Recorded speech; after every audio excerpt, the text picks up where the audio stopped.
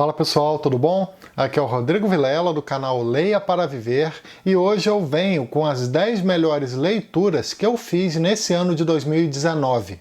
Eu gosto sempre de aproveitar que esse é o último vídeo do ano para agradecer a vocês, deixar o meu agradecimento para todo mundo que me acompanha por aqui, que assiste os vídeos, que curte, que compartilha o conteúdo, que efetua qualquer pedido através dos links da Amazon que eu deixo aqui embaixo, que apoiou ou apoia o canal Leia para Viver através do Apoia-se. Sem vocês esse canal nem sequer existiria, então eu deixo novamente aqui o meu muito obrigado.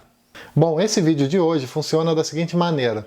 Eu vou simplesmente comentar aqui com vocês sobre as 10 melhores leituras, sobre os 10 livros que mais me marcaram nesse ano. Além disso, eu também não vou colocar em nenhuma ordem, como por exemplo, 10º lugar, 9º lugar, 8º lugar. Na verdade, eu vou falando aqui aleatoriamente sobre os livros. A única exceção fica para o último da lista. A última leitura que eu comentar aqui com vocês foi exatamente a que eu mais gostei de realizar em 2019. Começando então, o primeiro livro que eu quero comentar aqui com vocês é o excelente A Morte e a Morte de Quincas Berro da Água, escrito pelo Jorge Amado.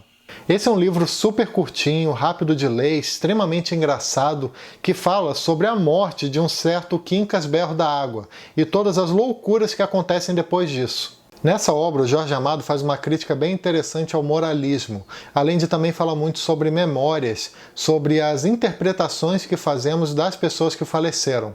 Mais uma leitura magnífica desse ano foi o Ensaio sobre a Cegueira, o livro mais famoso do grande escritor português José Saramago. Aqui nós acompanhamos um mundo onde repentinamente todo mundo começa a ficar cego, mostrando todo o caos que essa situação gerou.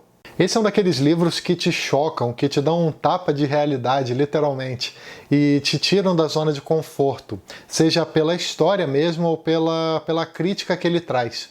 O Saramago ele critica muito a nossa sociedade, critica o individualismo, a falta de empatia e também a cegueira das pessoas ao não se esforçar em tentar enxergar o outro como ele de fato é. Outro livro que eu gostei muito de ler nesse ano foi o clássico Senhor das Moscas, escrito pelo britânico William Golding. Esse livro fala sobre um grupo de crianças que, após um acidente, ficam presas numa ilha desconhecida, local esse onde elas acabam criando algumas regras para tentar sobreviver. Senhor das Moscas é um livro interessantíssimo porque ele trabalha muito aquela coisa da natureza humana, sabe? Do homem ser bom ou mal por natureza. Ao longo do livro, o autor vai nos mostrando um pouco da sua visão mais pessimista com relação a isso, principalmente através da forma como as crianças vão perdendo a sua inocência. Agora entrando na literatura do Japão, um livro que eu gostei muito de ler esse ano foi A Fórmula Preferida do Professor, escrito pela japonesa Yoko Ogawa. Na obra nós acompanhamos a relação de amizade entre uma empregada e o seu filho com um professor de matemática extremamente complicado de lidar. Esse livro traz umas lições bem legais sobre a importância do professor, sobre o valor da humildade nesse ofício. É quase como se fosse uma espécie de homenagem. Dos japoneses que eu sempre leio, A Fórmula Preferida do Professor foi com certeza um dos livros que eu mais gostei e que coloca também a Yoko Ogawa como uma das minhas escritoras japonesas favoritas. Continuando a lista, uma outra leitura que eu gostei muito de fazer nesse ano foi um livro da literatura húngara chamado As Brasas, escrito pelo Sándor Márai. Esse trabalho fala sobre um encontro, uma reunião entre dois amigos que acontece após mais de 40 anos que eles estavam sem se ver. Só que esse mesmo encontro é muito marcado por uma mistura de mágoas e também por um certo mistério. Esse é um livro que me surpreendeu muito, eu simplesmente não conseguia parar de ler até desvendar mais ou menos o que estava acontecendo. Além disso, ele é escrito de uma forma muito interessante, muito agradável, e tem vários trechos que são muito marcantes. É o tipo do livro que dá vontade de, para quem gosta de fazer isso, é o tipo do livro que dá vontade de sublinhar ele todo. As Brasas fala muito sobre marcas, sobre traumas que carregamos durante a vida e principalmente sobre como isso afeta as nossas atitudes. Em 2019 eu também li o meu primeiro livro da Raquel de Queiroz, no caso um trabalho chamado simplesmente de O 15. Esse é um trabalho que retrata a vida de alguns personagens durante a brutal seca que ocorreu no Ceará em 1915, ano esse que dá título ao livro. A obra é um clássico regionalista que mostra a triste realidade das pessoas naquela situação, além de também fazer uma denúncia ao descaso das autoridades.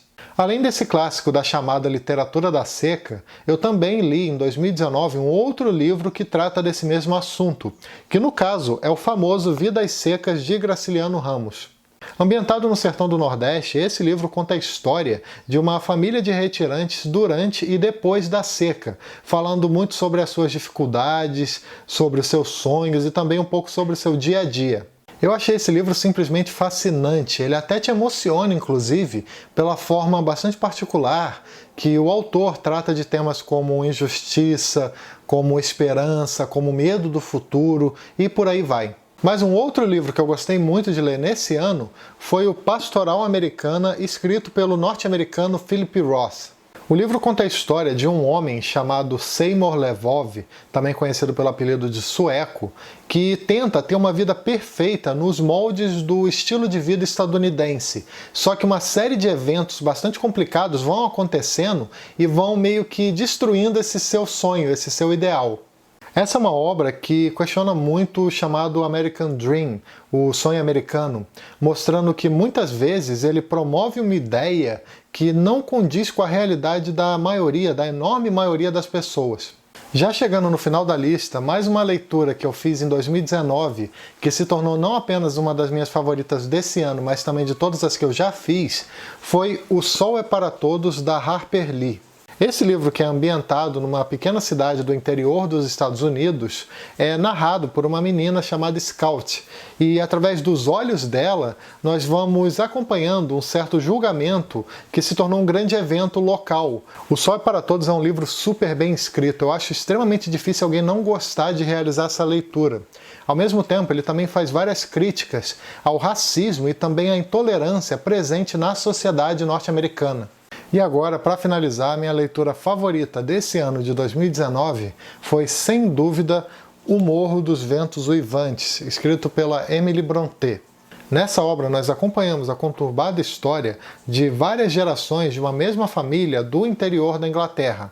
Esse livro é simplesmente incrível, eu acho que eu gostei tanto dele porque ele me surpreendeu em vários momentos ao longo da leitura. Esse trabalho da Emily Brontë é tão incrível que chega ao ponto de, pelo menos para mim, de parecer inesgotável. A sensação que me dá é que eu posso ler e depois reler, e depois reler, e depois reler, que mesmo assim eu sempre vou encontrar alguma coisa nova. A Emily Brontë, através dessa obra, fala sobre vários temas, como, por exemplo, a vingança, o ódio, a ambição, o amor, o medo, a covardia e por aí vai. A maneira como os personagens vão evoluindo também ao longo da leitura é bastante interessante. É como se os traumas e a angústia fossem, de alguma forma, moldando a personalidade de cada um. Enfim, O Morro dos Ventos Uivantes é uma verdadeira obra-prima que desperta no leitor uma série de sentimentos diferentes. É o tipo do livro que eu recomendo para qualquer um. Bom, é isso, pessoal, eu espero que vocês tenham gostado desse vídeo de hoje com as melhores leituras de 2019 e eu aproveito também para desejar para todo mundo que me acompanha por aqui um feliz 2020. Também não esquece de dar uma curtida que ajuda bastante o canal, se inscreve aqui embaixo para ficar sabendo das novidades e também clica no sininho para receber as notificações cada vez que eu publicar um vídeo novo por aqui, beleza? Então é isso aí, até o próximo vídeo. Tchau!